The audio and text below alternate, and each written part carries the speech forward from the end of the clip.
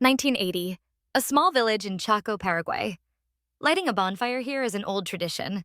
But this is no ordinary village. It's home to real warriors. Today, they've gathered around the fire, watching a little girl shoot arrows. She's been trained to use a bow since childhood. Her task today is to hit a moving target, swinging like a pendulum. Before the trial begins, the village elder hands the girl Hella a special headband, something to give her confidence after all her training. It's a tradition for the elders to entrust the younger generation. Hella is proud to receive it. Not everyone believes in her. A man sitting in the back bets his portion of roast pig that she'll miss. But the girl proves to be a true archer. She hits the center of the target on her first try. Her training has paid off. The entire village cheers for Hella in amazement. But someone loses the bet. Uncle Marcos, who just lost his meal to a little girl. He's not mad, though. He sends his son Rodri to redeem the family's honor. But Rodri has never shot an arrow, and he's scared of them. Rodri's mom steps in to support him. She's not the type to push her son through trials. She just wants him to be okay. This whole event was part of Hella's birthday celebration. Half the village came, and afterward, her parents pray for her. To Hella, it's not just a birthday, it's something truly special. She wants to be like her grandmother. She dreams of growing up to become a village chief. Her grandmother believes that when Hella becomes strong enough to protect the village, she'll make a great leader. Hella goes outside to celebrate with friends. They gift her a beautiful flower crown. 10 years pass. The village is now abandoned and Hella has grown up. No one lives there anymore, but Hella sometimes returns to remember her past. She heads out to hunt with her bow, which she's mastered completely. Just as she's about to shoot, she's interrupted by a bird named Pora, her friend and companion. She meets Rodri again, the boy who once attended her birthday a decade ago. He's returned from the city where he went to buy supplies. Hella thought he'd fallen in love with city life and would never return. But she was wrong. He came back shortly after Hella's parents had left, so he didn't get to see them. Rodri tells her about the city, full of phone booths and schools with more books than you could read in a year. His uncle didn't want to let him go and insisted he stay in the city to study. Hella is surprised. Does no one want to return to the village anymore? Is the city now their home? She stayed behind for a reason. She wants to keep the reservation alive. It's her grandmother's last gift. She offers Rodri an idea: to rebuild the village, restore the houses, and bring their friends back. Rodri comforts her, seeing how much she's burdened by this responsibility she chose to carry. He brought some money with him. Now Hella can call her friends if she wants. Of course she agrees, it's the only way to contact them. They head toward the main road. But Rodri's father, Uncle Marcos, stops them and asks where they're going. He doesn't like their plan. According to legend, after sunset, the Jasi Jatere will kidnap children on the main road. The Jasi Jatere is an old monster that steals children from the forest. But Hella doesn't believe in such stories. Marcos escorts them home and refuses to let them out until the next day at noon. The old friends aren't afraid of any monster. On the way home, they agree to sneak out and go anyway. When Uncle Marcos falls asleep, they head out. Rodri leads Hella to a cave. They can take a shortcut through it. Hella used to think Rodri was afraid of caves, but he wants to show her something important. They enter the cave with a flashlight, holding hands to stay calm. Rodri is sweating, but says he's not scared. This place just makes him feel strangely melancholic. He says it often feels like time has stopped. Every day the same. People just living for pleasure, not thinking about tomorrow. He finds those empty days suffocating. He wants more, something exciting and meaningful. This cave brings up the same feeling. It's impossible to tell if it's day or night inside. Listening to him, Hella wishes she could freeze time, back when everyone was still around. She's afraid Rodri will leave again and she'll be left alone. He promises to stay in the village with her. Rodri reminds her they didn't come here to be sad. He'll talk with her later. Right now, they have something more important to do. He lights the end of a stick with a match and hands it to her for light. They're sparklers. He bought them in the city to surprise her. He knew she'd love them. And she does. With them, she can draw beautiful shapes in the air, whatever her imagination desires. Together, they sit and draw shapes in the air. It reminds them of the shooting star they saw as children. Back then, they sat together on a hill at night, watching the stars. That was the day they became friends.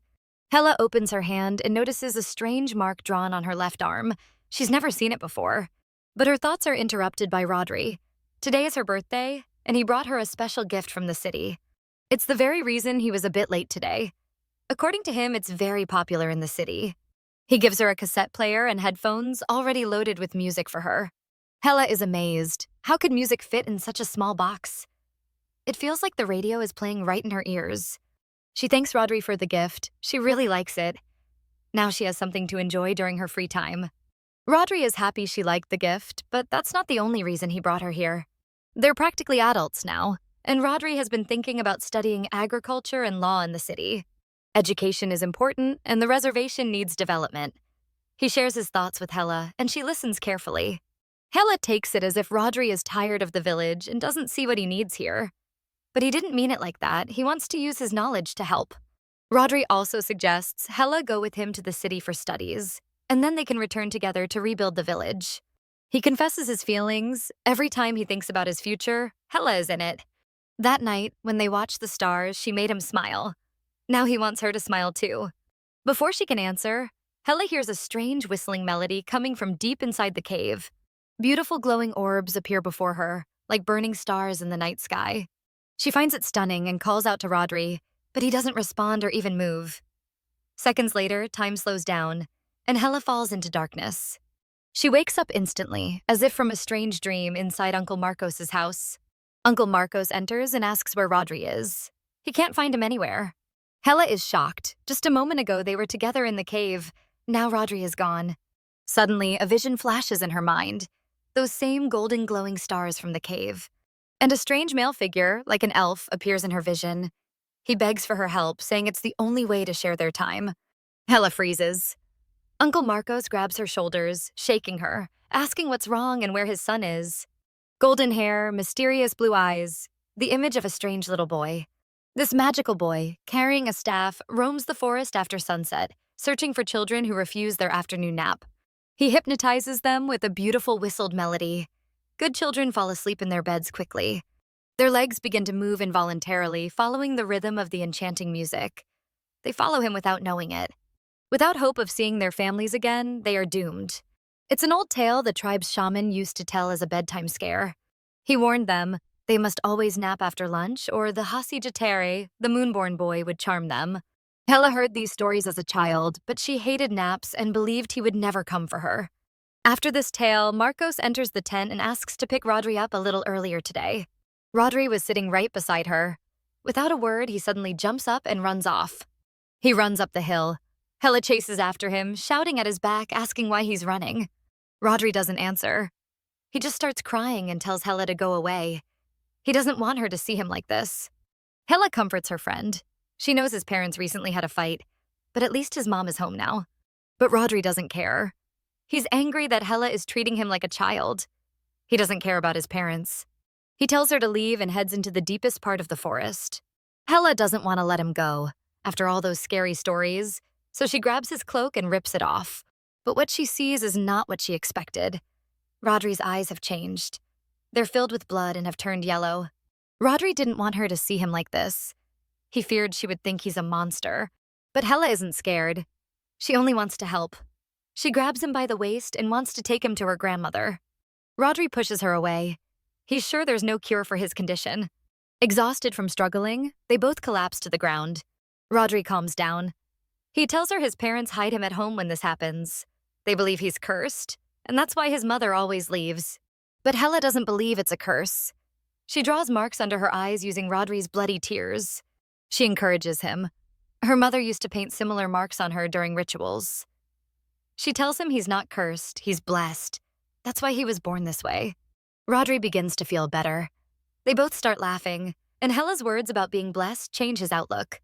Hella doesn't see him as a monster, and even if she did, she would still remain his friend. She has plenty of non-human friends. Her best friend is the bird Pora, so she doesn't see anything strange about it. She promises to tell no one. She and the bird will keep the secret, and it will stay between them. As they talk, the sky fills with stars falling beautifully. It's breathtaking. Hella takes it as a sign that even the sky is celebrating with them. Hearing her words, Rodri wishes with all his heart that these dreams could be real. The girl laughs, saying they only sound like dreams because they haven't started acting on them yet. No matter who Rodri really is, she promises to help him. Rodri believes her. Even though she's small and young, there's something about her words that gives him strength. In real time, Marco and Hella are still searching for Rodri. Since the day he disappeared, there hasn't been a single trace. Even the police were helpless. They only promised to expand the search area. After all these days, Marco is worn out. He hasn't rested at all. Hella worries about him and begs him to take a break. She doesn't want to lose him too. Uncle Marco couldn't leave the village, hoping Rodri might return. Now he blames himself. If they had moved away earlier, maybe none of this would have happened. Hella blames only herself and asks Marco not to carry the guilt. He's already doing everything he can. Besides, she was with Rodri when it happened. She couldn't protect him. Marco doesn't blame her. This girl is very dear to him. She's always been kind and sincere. Even though he used to scare kids with tales of Jasi Jatere and other monsters, he never really believed in them. Not even when Koe, his wife, was still with him. Koe believed in the legends. She thought she was cursed. During every full moon, her family would cry bloody tears. It was a condition passed down through generations, from mother to son. She couldn't accept that the curse had passed to Rodri, so she left to find answers. Rodri never knew why she left. She made them promise not to tell him. She didn't want him to believe he was cursed. And indeed, after she left, the bloody tears stopped. Marco was so happy then. He wanted Koe to see him again, to see Rodri healthy, and to know she wasn't cursed after all. But now he doesn't know what he'll say if she returns. He couldn't protect their son. Marco collapses, terrifying Hella. She manages to lift him and carry him to a cart by herself. Now she blames only herself. She shouldn't have talked Rodri out of moving to the city. Maybe then he wouldn't have disappeared. She takes Uncle Marco to her place, then heads to her own hut. The weather is absolutely dreadful. Entering her home, Hella approaches a photo of her grandmother. Her mind fills with doubt. Maybe she's not meant to protect the tribe. Maybe she's not strong enough. Her thoughts are interrupted by a sudden knock at the door. There's no one left in the village, and it couldn't be Uncle Marco. A voice behind the door claims to be Rodri, urging her to open it. She reaches for the handle. But she notices a mark on her arm, just like the one that appeared back in the cave before Rodri vanished. And then she hears whistling from behind the door. But she knows. Rodri never knew how to whistle.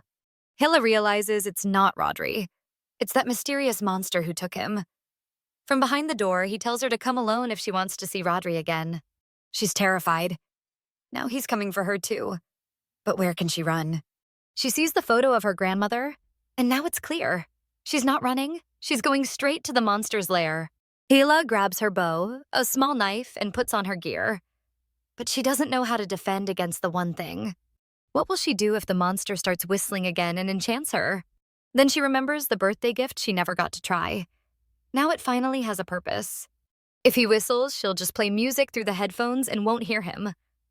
Hella is ready. She sets out. In total darkness, she steps out of the hut. A glowing golden light guides her, perhaps straight to his lair. Just as planned, she overcomes her fear and walks along the path marked by the glow. She already suspects where it leads, most likely to the ancient tree at the forest center. She reaches it. Countless tiny lights surround the area. It means he must be somewhere nearby.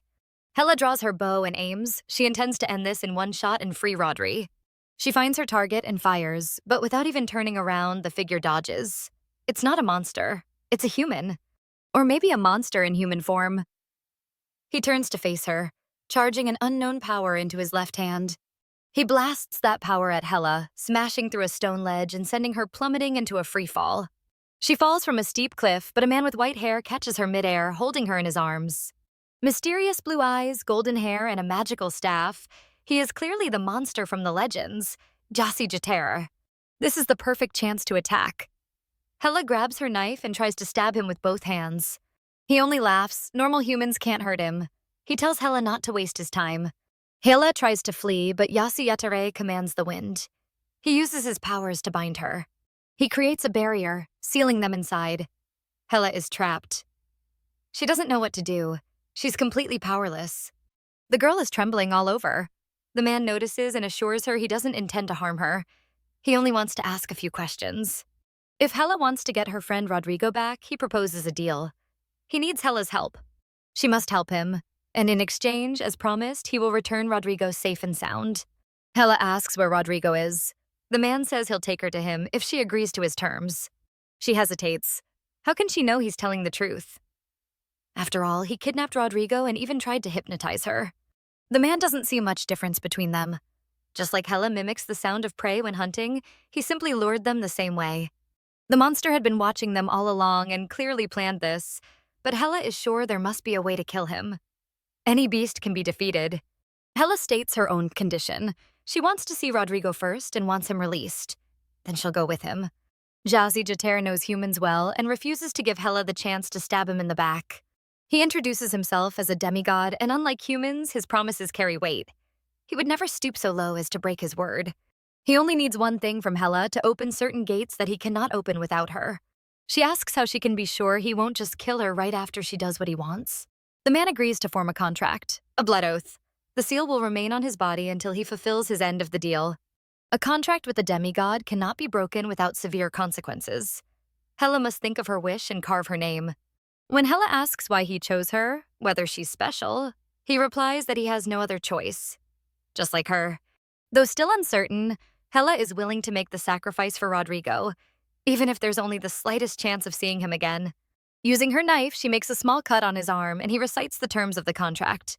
Seeing that he bleeds, Hela foolishly thinks she can kill him and makes a move, but the man easily catches her knife. He's not surprised at all. To him, all humans are the same, and he has no reason to trust them. Hela still has one thought in mind. If he can bleed, then he can die. She just needs to wait for the right moment. The contract is sealed. Jazi Jatere uses his power, a dark energy so terrifying it makes her shiver.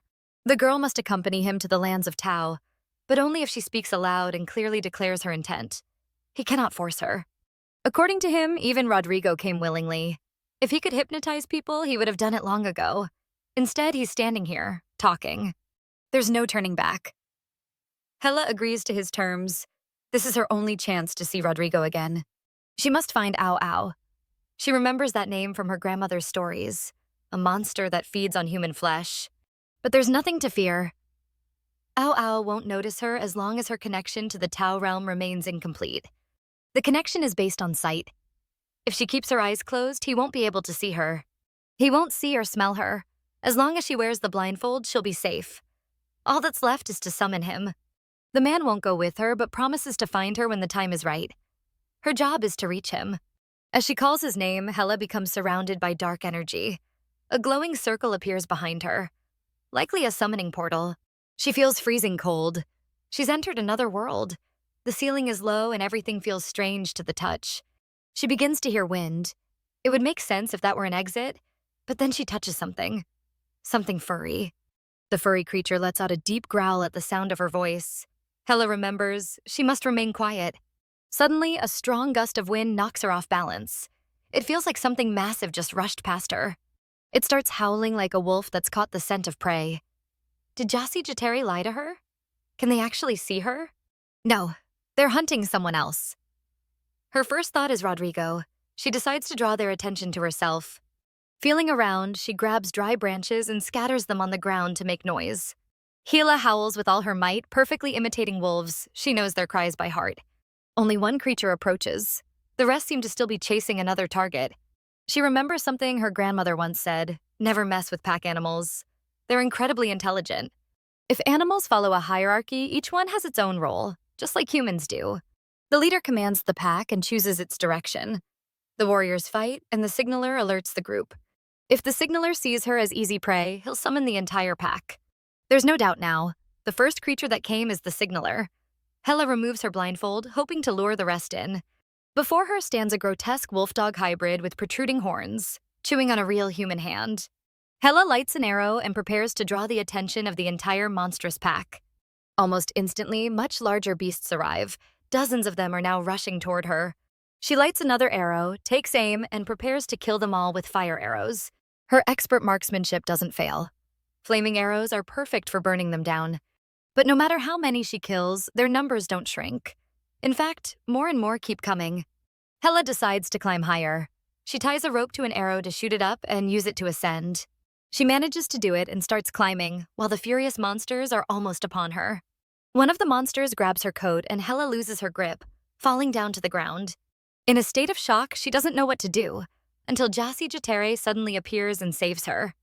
Through his monstrous wolves, Ao Ao channels his soul into a form so he can speak to his acquaintance. He appears as a pink phantom and demands that Jazi hand over the girl. His monster children are very hungry. But Jazi refuses to give up his new companion. Ao Ao gets angry at him for neglecting his duty, which is to deliver humans. During their conversation, Ao Ao calls him brother and even mentions that their father will be furious, but Chasi doesn't seem too concerned. Unable to find compromise, Ao Ao commands his wolf monsters to attack his brother and seize the girl. Hela is terrified. Some of the monsters leap onto the platform, but they can't get through yet. Suddenly, a massive boar-like monster emerges from the darkness, leaping toward them from above.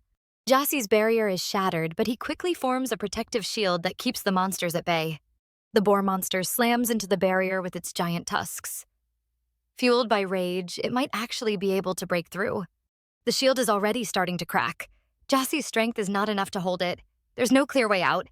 They're thrown to the side. Jassi clutches Hela and retreats. He prepares to toss her to safety while he fights the monster. Using his powers, he casts a wind barrier that should freeze the monster's movements and hold him back. He orders Hela to climb up. He can't protect her for long. Time is working against them. The barrier doesn't hold. The monster is too determined to devour Hela, and that gives it strength. Jassi barely manages to launch her higher, placing her on a ledge just out of the monster's reach. Hela climbs onto a nearby tree and looks around, locking eyes with the monster. For some reason, Jassi hasn't built a new protective barrier. Has he used up all his strength? The monsters surround him in a circle. It's clear they don't see him as one of their own. Meanwhile, Hela keeps climbing up the tree. The monster is catching up. Obviously, a regular girl can't outrun such a beast. She reaches the final branch, climbs onto it, and jumps down into a ravine that looks like a good hiding spot. She crawls into a small cave that might serve as a shelter from the large monster. Her ribs ache terribly. It's hard to breathe. But she's more worried about Jassi. Did he sacrifice himself for her? She doesn't believe he's dead. After all, even her knife couldn't cut his skin. Then she remembers the severed hand in the mouth of the signal monster she saw earlier. What if it was Rodrigo's? She leaves the cave and looks around. The large monster is no longer chasing her. It, like the others, has surrounded Jassi. A brilliant beam of light shines from there. That means Jassi is still alive. A small comfort, but their problems haven't disappeared. At first, Hela thought Jassi Jateri's magic was powerful, but now it seems like he's only defending, never attacking. Maybe he wanted Rodrigo to open those gates, but he couldn't. That's why Jassi came for Hela. But if she dies, who will Jassi turn to? Uncle Marcos certainly won't be of use. Hela decides to find the severed hand and see if it really belongs to Rodrigo. Holding her side, she goes deeper into the cave. There's something strange about it. The air feels different. It feels as if time has stopped. Yesterday, today, and tomorrow all seem the same. When her parents were leaving, they wanted to take her with them, but she was still deeply attached to the tribe. Her parents were angry. There was no one left in the village to protect. Marcos and Rodrigo also planned to move to the city. In their view, her grandmother had filled her head with foolish dreams, left her land with no people, nothing to defend. The world was changing fast. Her parents no longer wanted to preserve the tribe. They saw only one way forward: move to the city. They let Hela choose where to stay since she was old enough, but they had younger children to think about. Even if the conversation was harsh, her mother reminded her she could come to them anytime. They even kept a room ready just for her. And so it happened. The whole tribe left, leaving Hela practically alone. No one thought of her, or the tribe's past. Everyone abandoned her, but she didn't want to fade into the past. She wanted everyone to wake up and return home together. In this moment of hardship, she remembered that. She remembered all the weight she had carried over the years. Thinking of her grandmother, she gathers her courage and returns to the cliff, determined to help Jassi however she can. Jassi's barrier is still there, and the monsters are still surrounding him, not having moved. Hela returns to the same cave where she saw the signal monster. The burnt corpses still lie scattered. Using the tree branches, she decides to climb down and retrieve her arrows. Her bow is useless without them, and a knife won't work against monsters. The signaler ran in a different direction when the pack chased her. Either he never fights, or he's a coward. If all of Ao Ao's children attacked Jassi, then that area must be clear. Hela decides to use this chance to hunt the signaler with her arrows. The branches end. Hela ties herself with a rope and begins to lower herself down, hoping the upper branches won't snap. Even though she's terribly afraid and it hurt, even when they just hit her accidentally, she's willing to transcend her fear for Rodri's sake. For the one person who never abandoned her in hard times and never planned to, she is willing to endure any trial. She descends using the rope, pulling the arrow from a corpse, when she notices another monster lurking nearby. It attacks Hela, but she pushes off the wall using the rope and dodges just in time. But it's not the signaler, it's someone else, slightly smaller than the other monsters. As she climbs the mountain, she hears a sound, likely from Jassy. His barrier has vanished and no longer glows. For some reason, this affects the monsters. Several immediately rush toward her. They couldn't reach her at first, but the clever ones start climbing atop each other, building a tower. She only has one arrow left. It won't help much. At best, it might take down the one on top, but that won't last. She tries to shout to Jassy, begging for help, reminding him of the contract they made. Jassy is alive and hears her. As per their agreement, he must save Rodrigo and protect Hela. Suddenly, Hela's hands begin to glow right after her cries, as if Jassy triggered something. Her whole body starts shining. She opens her eyes in surprise. She has been transported to a different place. The monsters are gone and she's kneeling in water. Her hands are submerged, and once again she sees the same mark, just like in the cave with Rodrigo, and during her first meeting with Jassy Jater. A gentle, mysterious voice urges her not to die. Hela feels her body being filled with water. Her real body is still in Ao Ao's lair, and Hela releases an arrow infused with magic, power she now realizes she possesses. Jassy watches her magic. It's identical to his. Apparently, their nature and powers are deeply connected. Her eyes turn blue inside, and her face becomes serious, as if she had spent every day slaying monsters. Hela regains consciousness. Although she managed to defeat the entire group of monsters, it drained all her strength. The mark disappears again. The strangest thing is, she hadn't been in control. Her body fought on its own. One small monster survived. It had been hiding in the shadows and now lunges at Hela. She has only her knife left and prepares to fight. She drives the blade through its jaw. The knife comes out the other side, but the monster doesn't even flinch. It just clamps harder onto her weapon, and its jaws begin crushing Hela's hand. They fall off the cliff together, and the monster tries to bite down even harder. Hela can do nothing but scream from the pain. Jassy cuts off the monster's legs using his power, trying to save her. But he's already exhausted. The swarm of monsters drained him, and the dash to save Hela only worsened his condition. Still, he considers it the right choice. She was completely helpless in that fall. The monster bit Hela's hand badly. It was bleeding heavily. Jassy prepares to pry open its jaws to free her hand. The Ao Ao pup, despite its own pain, whines but refuses to release Hela's hand. Jassy uses a bit more force and pulls her hand out.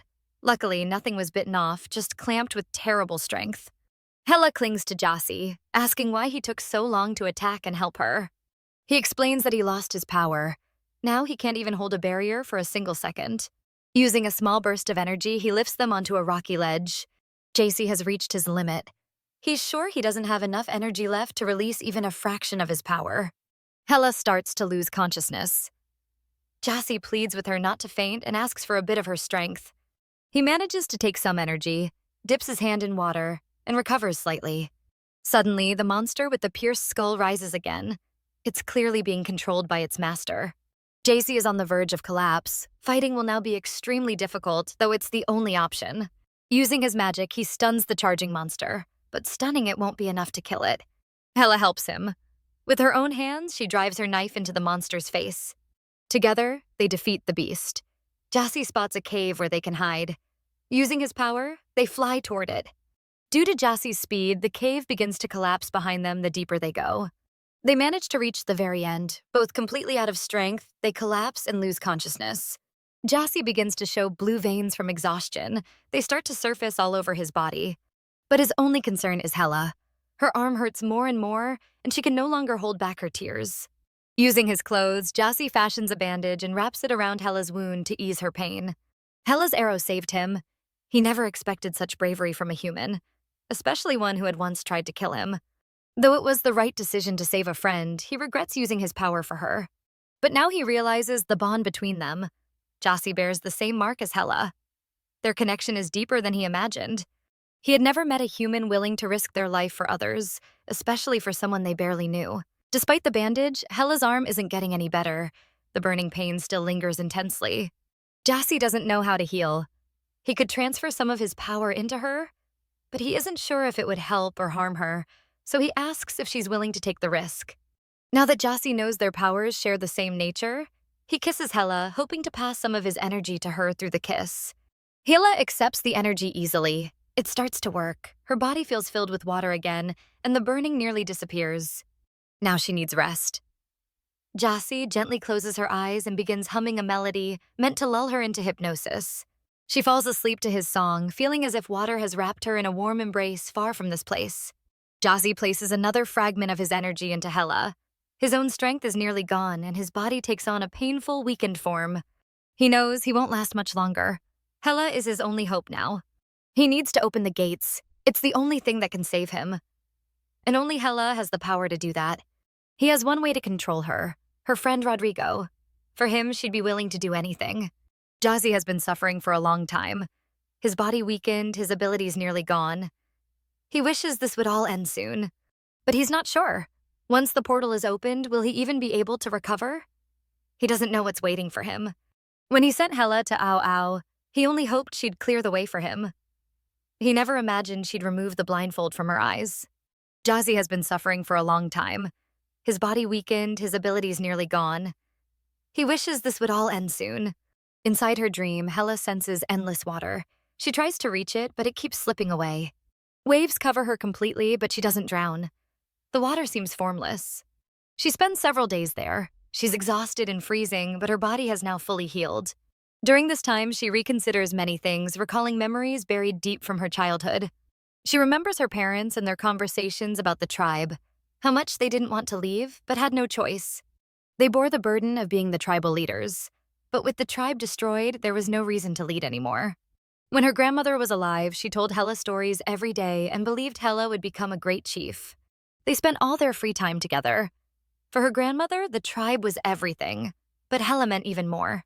Her grandmother had planned to pass the chieftain's legacy to Hela. Hela loved and trusted her more than anyone, even her parents. Then, suddenly, her grandmother was gone. They never got to say goodbye. Hela had thought she'd always be there. When she wakes up, she realizes she's been hugging Jassy all this time. That's why she felt warmth. She apologizes. They barely know each other, and she feels deeply embarrassed. Her burn is completely gone. Shocked, she asks Jassy how it happened. Was it his doing? He explains that he gave her part of his energy.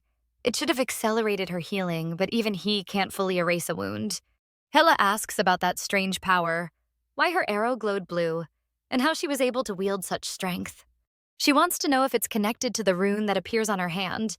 It first appeared the day he took Rodrigo. The mark is indeed connected to that power, but it wasn't the first time Hela had it, though she has no memory of it. Jassy doesn't want to tell her. She needs to remember it on her own, for reasons he won't yet explain. But Hela insists she deserves answers. What is this power inside her? And what is the meaning of the mysterious mark on her hand? Jassy shows her his own mark. It's identical. Her body carries a trace of his power. It only awakens when they are connected. She really can use that power, but only when they are bonded. Through thoughts, feelings, or even a simple touch, when they are one, Hela can access part of Jassy's strength. Yet Hela still sees him as a monster. Now she doubts whether she should have ever gotten involved with such a creature. She once thought she had to save him, that he shouldn't die. But now she realizes he may have also been trying to save her. Romantic thoughts start to creep in. She thought he didn't care, but now he's acting differently. She pushes those thoughts away, convincing herself he only saved her so she'd open the gate. She won't trust him just because he helped her once. She regains focus and remembers her true goal. Rodrigo. She asks Jassy about the severed hand. He pretends he never saw any severed hand, clearly trying to confuse her. Hela reacts emotionally, begging him to stop playing dumb. If that wasn't Rodrigo's hand, then where is he? Jassy insists again. It wasn't Rodrigo's hand. Rodrigo is here, but she's only just reached the entrance. Hela can't understand why he would leave Rodrigo in this hellhole crawling with Ao Ao's children. Does he really value human life so little? Jassy calls that human hypocrisy. He asks, how many times has she thought about that while hunting animals? She killed Ao Ao's children without hesitation. But the moment she saw Hasi under a tree, her hand trembled. Does someone have to look human to deserve life? Hela still calls him a monster, even if he speaks like a human, even if they've grown closer. Close enough for her to awaken his power. She still believes it's her duty to kill him, so that no one else will have to step foot on this cursed land again. Jassy understands her intentions perfectly. He only says monsters, animals, humans, even gods. If they must die, they'll die. He has no right to decide which life matters more. Even so, the promise carved into his skin is still there. It means Rodrigo is alive, and Jassy still intends to keep his part of the bargain. Hela doesn't want to trust him. She's trapped in this strange world filled with gods, monsters, and magic, and her only source of information is yet another monster. And she simply can't trust that monster. Jassy feels the same. He doesn't trust her either, remembering her intent to kill him. Over the last few days, Hela hasn't eaten anything. Though Jassy's energy sustained her, her body still needs real food. She remembers seeing him drop his staff when Ao Ao's children attacked, and then watched him conjure a new one from his own eye. He then placed that staff on the ground, and from it grew a tree, one that resembled the ancient trees of her world. It blossomed fully, and from its branches grew a fruit, something between an apple and a pear. Jassy insists he's not trying to kill her, but there's nothing else edible around here. Still distrustful, Hela hesitates, so Jassy takes a bite of the fruit himself, proving it's not poisoned. That act finally convinces her. She takes a bite, and to her surprise, the fruit is incredibly delicious. It feels surreal. Babiao xiao? It's the juiciest, most flavorful fruit she's ever tasted. But Jassy's condition is clearly worsening. He looks exhausted, drained of strength, and she's not far behind. Ever observant, Hela asks why he didn't use his powers to kill the Ao Ao children when they surrounded him. He tells her the story of his curse. Everyone in his family is cursed from birth because of his father, Tao, a cursed god. Jassy is his cursed son. His curse means he can't harm his kin, not even in self-defense. Now Hela knows his weakness. If he attacks his brothers or father, the damage will reflect back on him. She begins to feel guilty. Jassy spent most of his strength saving her from those monsters. It doesn't matter what happens to him now. He won't help her anymore. She'll have to fight the monsters alone, and she'll drag him to the gates. Hela realizes why he needed a human's help. To defend himself. Here, he truly is powerless. Even though she's never fought monsters like this before, she's already killed a few. So Jassy insists she can do it again. And unlike him, she isn't cursed. She can use his powers against them. The only problem is, they must be connected. And that doesn't just mean thinking the same thoughts or sharing a touch. It has to be deeper. Their minds and hearts must become one. Doing that consciously is almost impossible. It has to happen instinctively. They won't be able to force it. One way would be to be spiritually bonded, to know each other to the core, down to the very bone. That bond could awaken the power. But for Hela, that's impossible. She can't bring herself to care for this repulsive monster who kidnapped Rodrigo. Jassy sees the look on her face and realizes the feeling is mutual. How could he connect with someone whose eyes lit up when she learned his weakness? That method is off the table now. She'll have to face every challenge, every monster on her own. After eating a few more fruits from the tree, her strength returns. The pain in her arm has almost completely faded. She asks Jassy about this cave. Are they trapped in here? But he's so exhausted he falls asleep right where he sits. Hela notices strange marks carved into his shoulder. She walks over, planning to take a closer look. Sensing her approach, Jassy moves her hand away and tells her to back off, not to undress him. She changes the subject, asking if it's time they headed out, to reach the gates as quickly as possible. Jassy's powers are still blocked. He can't use them, but Hela can start looking for a way out on her own. While Jassy sleeps, Hela is left to find a way alone. She remembers the severed hand and the distant howls. Someone might be above. She decides to investigate. At the top is a large boulder. She hopes she can push it down to create an opening. Jassy watches her with mild amusement. This fragile girl trying to move such a rock. She'll just get herself killed. With no moon in the sky tonight, his recovery is even slower. His strength is tied to its phases. And even if it were a full moon, he's too far gone. He'll never recover the way he once could. Now, after giving her the last drop of his power, he's weak and defenseless. He begins to regret that decision. While he broods, Hela builds a solid structure of sticks and branches, wedging the stones in place. Her determination surprises him. She's relentless. She wants to reach that crevice. Once the rock moves, they can climb through. She doesn't even know what's waiting above, but she's ready to break through and find out. Her plan actually works. Jassy tells her to go first. He's too large to fit through the narrow path. Hela warns him that when she pushes the boulder, the rest of the rocks will fall. He'll need to step back. Jassy helps her up. He suddenly feels a deep urge to test her, to challenge the only human who ever tried to save him. She climbs up using her makeshift structure. She's nearly at the boulder. She believes she can do it.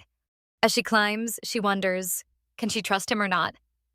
He fought Ao Ao's children to protect her, despite the curse that left him weak. But she still can't forget Rodrigo. How could she trust someone who took her best friend? No matter what she thinks, Jassie's actions feel unforgivable. But could she survive without his strength? She's out of arrows now, but she refuses to be a coward. She won't let her fear control her. Gathering her courage, Hela continued to climb the slope. She was already so close to the large stone. As Jassie's power faded, old memories started returning to him. Memories of his former glory and the people he had killed. In his weakened state, he couldn't control his thoughts. They clouded his mind, making it hard to concentrate. One memory that surfaced was of little Hela. Long ago, she had helped him. He compared that girl to the one she'd become. He wasn't surprised. Humans change so quickly. Thinking of Hela again, he realized a lot of time had passed. He feared she had left him and escaped. Jacie regretted not putting her to sleep until his powers returned, but she couldn't have gone far. He decided to catch up to her. Suddenly, the cave began to collapse. The rocks Hela had climbed started to fall, and her scream echoed as she plummeted. Fortunately, she landed right on Jacie. He caught her just in time before she got hurt. Hela thanked him, but quickly changed the subject, demanding that he take her to Rodrigo, if he wasn't down below. Though unsure of her true motives, Jacie couldn't read her thoughts, so he agreed to help. As Hela climbed again, she scraped her forehead. Jacie noticed, but couldn't help. He explained that his powers still hadn't returned. Hela would have to tend to her own wounds. They had no arrows or magic left, so they'd have to wait until Jacie recovered. He couldn't fight, but at least he could catch her if she fell, or help her escape if monsters attacked. But recovering his strength would take at least 5 days. Hela was shocked. She wanted to find Rodrigo as soon as possible. Jacie insisted Rodrigo was fine. This time, Hela would have to take his word for it. She wasn't strong enough to face monsters alone. Still acting impulsively, Hela thought someone might still be down below, and prepared to go check herself. Her thoughts grew selfish. Maybe she should have just left Jacie behind and gone on alone. Jacie stepped in front of her, warning her not to force him to hypnotize her. He didn't want to waste more magic. Hela suggested scouting the area to know what they were up against. Jacie didn't object. The girl started climbing again. It was easier now that the rocks had fallen. Jacie offered his hand for her to step on, helping her gain steady footing as she climbed. With effort, Hela pulled herself up. Jacie, using what power he had left, leapt onto the ledge with ease. They looked around. The upper part of the cave was pitch black with no source of light. Jacie noticed a strange artifact hanging around Hela's neck. It had once belonged to Rodrigo. It might provide them with light. It didn't even need magic to activate. Hela just had to press it close to her heart. That gave them at least some way to navigate. Hela was surprised. She never knew the pendant had that property. She asked how he knew what the pendant could do. Rodrigo had given it to her long ago, but Jacie seemed certain. It truly belonged to her. Rodrigo had only passed it on, as it was meant to be. After a few minutes, Jacie recognized a tunnel far below. It was the path they needed to take. The massive monster leader was dead. All that remained were Ao Ao's warriors, who had begun devouring their dead to satisfy their hunger. They were no better than wild beasts, mindless and savage. The only one with any intelligence was Jassie's brother Ao Ao, and even he wasn't very bright. Ao Ao was their father Tao's loyal dog. Aside from obeying commands, his only instinct was to reproduce. He didn't care how the children found food. Hela was shocked by the truth about this monstrous brother. She asked why their personalities were so different. Jacie was pleased to hear it. He was different from his brothers, each cursed in their own way, with different thoughts and emotions. In fact, he didn't even see them as brothers. If they stood in his way, he wouldn't care if they died. Hela was curious. What exactly was he trying to achieve? But Jacie reminded her, a monster's goal wasn't her concern. Hela had an excellent sense of hearing. She heard rustling ahead. Maybe the tunnel was connected to the lower levels. That could be true. Jacie decided to go check it out himself. He told Hela to keep watch in the meantime. Still, Hela trusted only herself, not his words. She tied the rope over her shoulder and got ready to descend alone. As a child, she and Rodri often went hunting. He always worried about her. The arrows she used were dangerously sharp. Wanting to see for himself, Rodri once touched an arrow. Hela believed it was safe, but he cut his finger. He was very emotional back then. Even such a small cut made him cry like a child. They ran to Hella's grandmother, who wrapped his finger and warned them that weapons were no joke. But Rodri only wanted to grow closer to Hella. The more time he spent with her, the more he thought she was a little crazy. That made her grandmother happy. Her granddaughter meant the world to her, and she was glad Hella had such a kind, if confused, friend. Unlike Rodri, Hella had never feared anything. Rodri always wished he could borrow some of her bravery. Her grandmother encouraged him, not to blame himself, but to follow his own path without comparing himself to others. There would always be things in life to fear, especially when trying to protect someone. But courage meant moving forward despite that fear. When that moment came, she said, "Don't look back or dwell on what could have been. Just keep moving forward." Hella, standing off to the side, listened in awe to the whole conversation. Hella remembered that story. If she let fear stop her now, it would be twice as hard to start fighting again. Lately, she couldn't even recall the last time she wasn't afraid, but she just kept moving forward. She climbed down, scanned the area, and saw monsters devouring their fallen brothers. But it didn't scare her. She headed straight toward the cave. Last time the signaler ran in here. Hella rushed into the cave and hid behind one of the monsters to mask her scent. She heard loud noises from above. Remembering the layout of the cave, she hurried through the familiar path. The only one left inside was the signaler, still next to the severed arm, now feasting on something else. He's obviously been chewing on human remains. Whoever the arm belonged to, they were definitely dead. The sight terrified Hella. That meant the person had died long ago. All she could hope was that it wasn't Rodrigo, but right now she had other things to worry about. The signaler caught her scent, and in the small cave, he quickly found her. Since he was alone, Hella was ready to fight. She drew her knife and stabbed the monster straight in the throat. While he staggered, she ran to examine the body, hoping to recognize if it was someone she knew. The monster recovered fast. The stab wound was nothing more than a scratch to him. He tackled Hella to the ground. Too weak to kill her himself, he let out a howl to call his much stronger brothers. Hella thought fast. She had a rope left. She tied it to a rock and prepared to leap into the abyss, taking the monster with her. They both fell, but the clever monster didn't want to let go. He dug his claws into her skin to hold on. Despite the pain, Hella kicked him with all her strength. With nothing else to grip, he tumbled into the void below. The monster had left her with deep wounds across her back, but Hella stood up, determined. She needed to identify the human remains. The body was gone, but maybe she could still recognize the hand. She couldn't just sit and wonder. She had to confirm it for herself that it wasn't Rodrigo. She had no idea where Hasi was taking her, to Rodrigo or to death. That's why she didn't trust his words. She thought maybe that was how it was meant to be. There would never be trust between them. Suddenly, the loud noises that had frightened her stopped, but things only got worse. The monsters had heard their dead kin's howl and arrived, just in time to spot Hella perched on the rock. These beasts were even more dangerous now. They were willing to hurt themselves just to reach her. They began smashing their heads against the rock she stood on. After a few minutes, she couldn't hold her position. The fear of being eaten was no longer a joke. Hella clung to her rope, now dangling right in front of the monsters. No matter how hard she tried, she couldn't climb back up. Just as she lost hope, JC appeared, leaping straight at the monsters. He still couldn't use his power. To protect Hella, he simply offered his arm to their bite. It was the only thing he could do. The dogs tore through his arm up to the elbow, but the demigod didn't flinch. He pulled his arm back, grabbed Hella, and ran. They managed to climb up the rocks, safe for now. Hella was shocked. She hadn't expected JC to go that far for her. But he had no choice. If Hella died, it would be over for him too. Powerless, he would have likely perished and failed his mission. Hella didn't know how to react. Jassy showed no emotion, but his body trembled. Suddenly, he transformed before her eyes, shrinking down into a child, fragile and small. The room turned pitch black. Something attacked the young Jassy relentlessly. Hella couldn't reach him. It all felt like hypnosis. Then a stabbing headache shot through her skull. She opened her eyes. It had been one of Jassy's memories. She asked him about it. Jassy was just as surprised. He hadn't done anything, and asked what exactly she saw. Hella had seen it because of his emotions. He had felt the same fear then as he did now. She gently hugged his trembling arm. She finally understood Jassy's feelings. Her heart ached for him.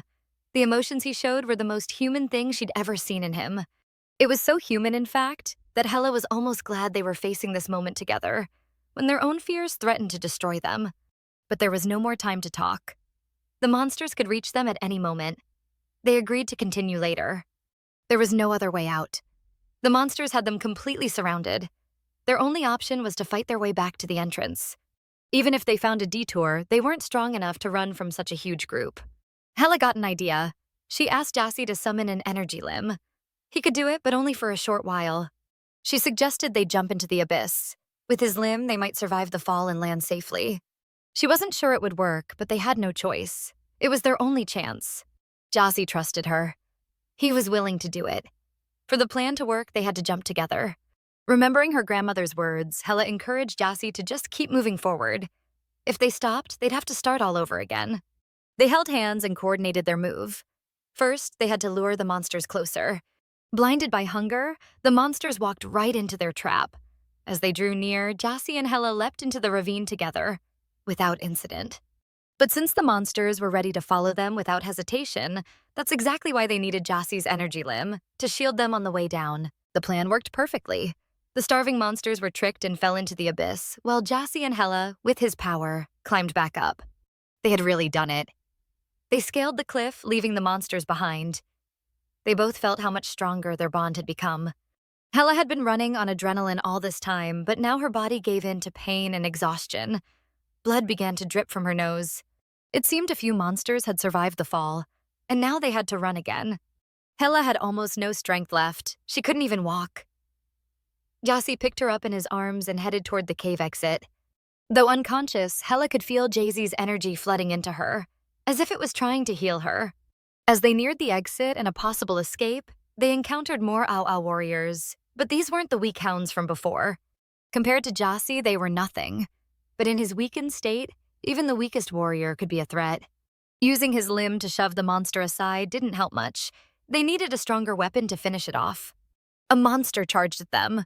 Jassy placed Hela aside and prepared to fight using only brute force. But defeating it wouldn't be enough. Warriors approached from one side, and smaller survivors from the fall came from the other. They were surrounded. The small monsters took advantage of Jassy's vulnerable state and sank their teeth into every part of his body. Hela desperately wanted to help. After a few minutes, a glowing mark finally appeared on her palm, radiating energy. With this new power, she aimed to help Jaycee, at least by taking out the strongest warrior. She drew her bow and infused the arrow with her energy. The empowered arrow pierced the monster clean through, instantly killing it. Even Jaycee was shocked by the power. The single shot drained the girl. She started coughing up blood, but there was no time to stop. She had to keep going. Jassy saw her condition. Right now, her human body couldn't handle using his power. If she kept fighting at this pace, she wouldn't survive the next encounter. Their destination wasn't far. Jassy wasn't going to let her die. He picked her up and ran on his own. But he ran in the opposite direction. Hela was confused. Was he even going the right way? He was running straight toward the monsters, but he seemed confident. This time, Hela had no choice but to trust him. She didn't understand his plan. His arm was badly injured. He couldn't even fly them across using his limb. But that wasn't his plan. Just as Hela had once told him not to be afraid, he was following her advice. He would no longer run. He would let go of his fear completely, and hoped Hela would do the same. Even Jassy was surprised.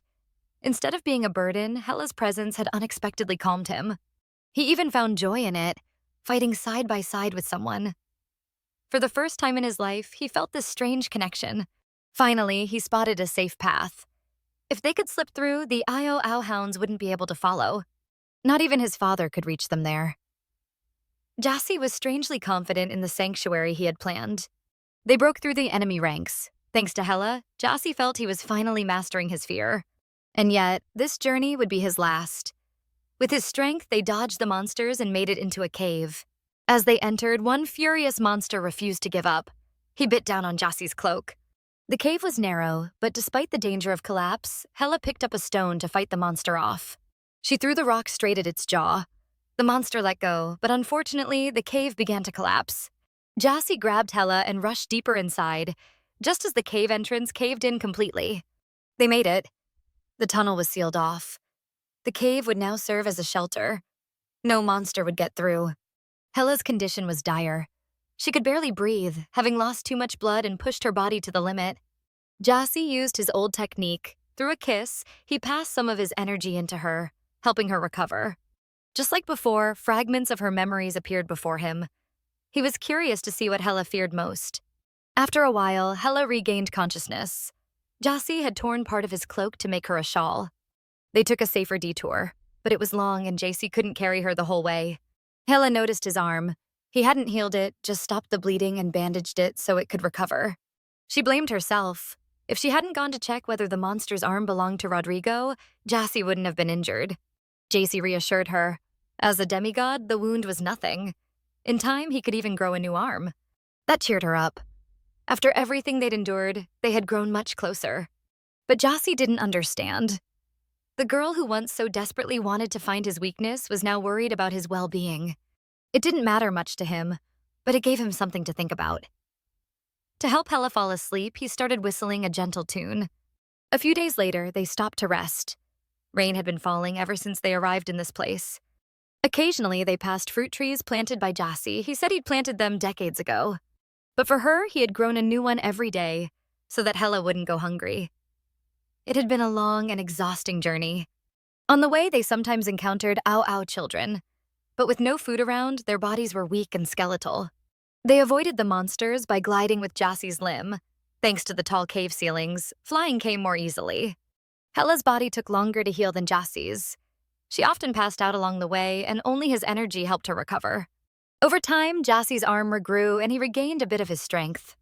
Throughout the journey, he cared for her, creating fruit, making shelter, and ensuring she had a place to sleep. He told her the rainwater was poisoned, just like the plants that grew from it. Only the water within his fruits gave her strength. Neither of them wanted to break the rare moments of peace, so they barely spoke throughout the trek. After a short rest, it was time to move again. As always, Jassy carried Hela in his arms. Hela often asked him to put her under hypnosis, almost like she didn't want to feel the journey. She just wanted to get it over with. As she gradually began to trust him, she started feeling like she was betraying Rodrigo. After all, it was Jassy who had kidnapped him and forced her to come along. She just wanted to forget everything that had happened here. Hela even began to see him as a person. His emotions, behavior, and feelings seemed human. Along the way, Jassy struggled to navigate. Though he had been here many times before, his memories were blurred by headaches. One day, while climbing a slope, Hela heard voices. They sounded very human. And indeed, they encountered people clinging to a rope, trying to escape from an Ao monster. Though Jassy didn't want to help, perhaps he recognized them, he used his powers to pull them to safety. The people didn't thank them. Instead, one woman accused Hela, calling her cursed, blaming her for their situation. She also hurled insults at Jassy, but Hela didn't get angry. She just wanted to understand why they blamed her. They had seen her once, when she killed Ao beasts using a divine glow. That's when they fled their godforsaken home. The woman believed they had been followed, but Hela explained they were lost themselves and didn't know where to go. Hela introduced herself as an ordinary human and presented Jassy as Jassy Jater. The name alone made the others tremble. They called Jassy a monster and questioned how a human like her could use magic similar to his. One woman screamed and lunged at Jassy, stabbing him with a knife, just like Hela had during their first meeting. And the same thing happened. The flimsy blade couldn't harm him. It didn't even scratch his skin. Jassy didn't tolerate the insult. He grabbed the woman's arm and prepared to throw her back down to the Ao monster. He showed no mercy and let go, but Hela, unwilling to sacrifice a human life, caught the woman by the hand. Another woman in the group thanked them and introduced herself as Sai, a shaman who had sworn to serve the gods. Jassy had seen too much of people like her before. In his experience, those were often the ones who betrayed him. The shaman knew the land well and offered to guide them in return for their mercy. Though Jassy wanted to leave them, Hela insisted they go together, so now the group led the way. Along the path, Hela asked if they had seen a boy around her age. They avoided the question. They said the only people here were from their tribe, which had settled nearby. Only their tribe had survived. Their tribe hadn't ended up here by chance. Tao, the god of the land and Jassy's father, had led them here. According to them, they had been here for over 1,000 years, surviving all this time. Hela was stunned. In this place, time had no hold over them. They didn't age or die. Hela asked if that meant they were invincible. But that wasn't the case. They could still be killed. They just stopped growing after reaching adulthood. Hela admitted she'd only been here for 20 days. The people were disheartened. Just as they'd feared, the outside world had moved on without them. They had been trapped here all this time, only to realize their loved ones were long gone. Hela sympathized deeply. If she didn't find Rodrigo and escape soon, she couldn't afford to stay here long. Her uncle Marcus was alone back in the tribe, and her parents were still in the city. The night before she left, she had written them a letter, one Marcus was supposed to find and show her parents. Mita, the most outspoken of the group, noticed Hela was out of arrows. As a blacksmith, she offered her a weapon in gratitude for saving them. Enough time had passed without Hela ordering Jassi to kill them, so Mita now believed they could be trusted. Hela asked Jassi for permission to go with them and get the weapon, but Jassi said they didn't have time. For him, it would be easier to kill them and take the weapons, but that would only upset Hela again. So he agreed to retrieve the weapons just to make her happy. He asked where the tribe was. They said it was nearby, just 2 days away. Since they had no other choice, Jassi agreed to go. He asked Hela if she was tired, though she didn't look it. They stopped for a short break. Jassi, as always, crafted a bed for her. The others were amazed that she had tamed such a monster. The group left to find their own shelter.